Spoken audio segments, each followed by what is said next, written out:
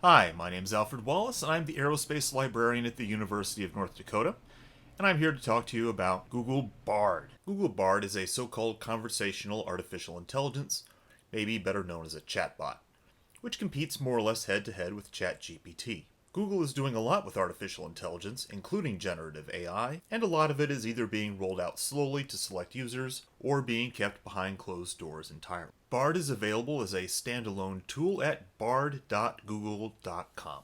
To use Bard, someone needs an individual Google account, preferably a personal account. Google Workspace accounts will only work if the workspace has authorized its users to use Bard. Users must be aged 18 or older. There is no cost to the user, at least not while it is still experimental. As a chatbot, Bard is intended to be used pretty conversationally. You write a prompt in this field here,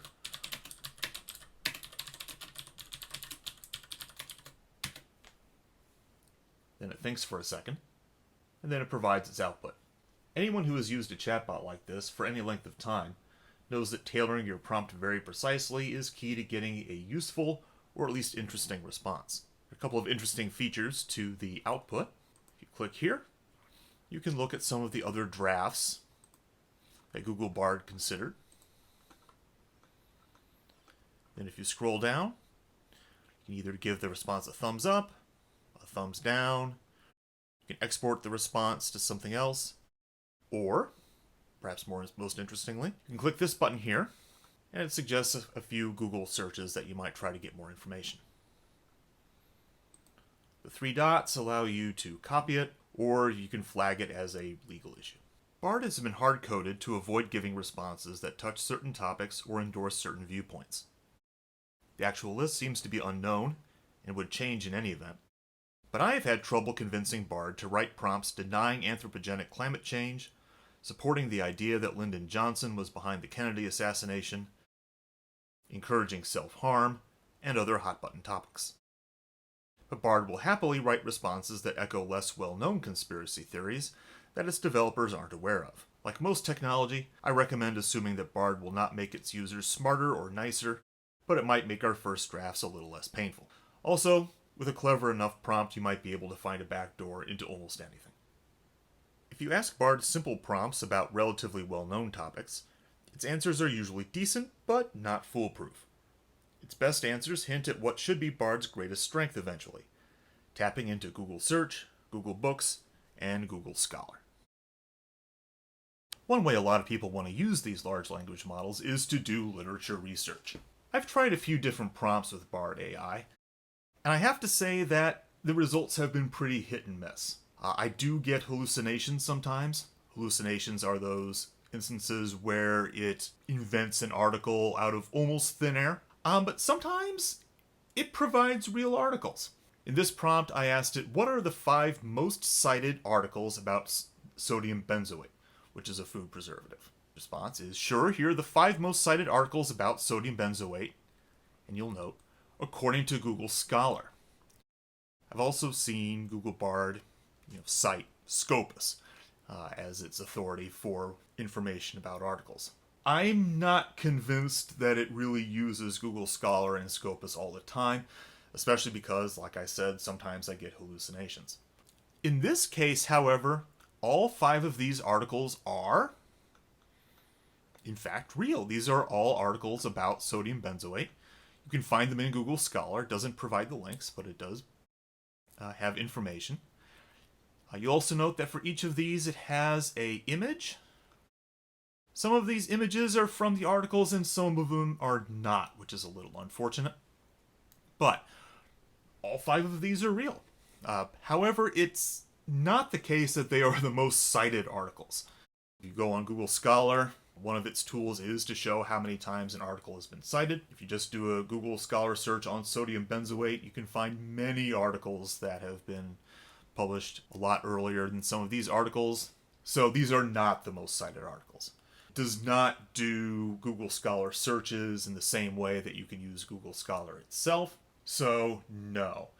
Even if it does not produce hallucinations at quite the same rate as some of its competitors, Google Bard's ability to really use Google Scholar or Scopus or any other database to its best purposes right now is quite limited. So this is an area where I think Google Bard has a lot of possibilities. I think it could work with Google Scholar a lot closer than it does. But right now, Google Bard does not really understand a lot of the questions we put to it in terms of citations and so on. And it does provide some hallucinations. So again, right now Google Scholar is not a particularly good tool for doing literature research. Using Google Bard as a way to identify other scholars in a particular field is hard to recommend. I just asked Bard who are the most published living historians of the Civil War. It produced 5 names.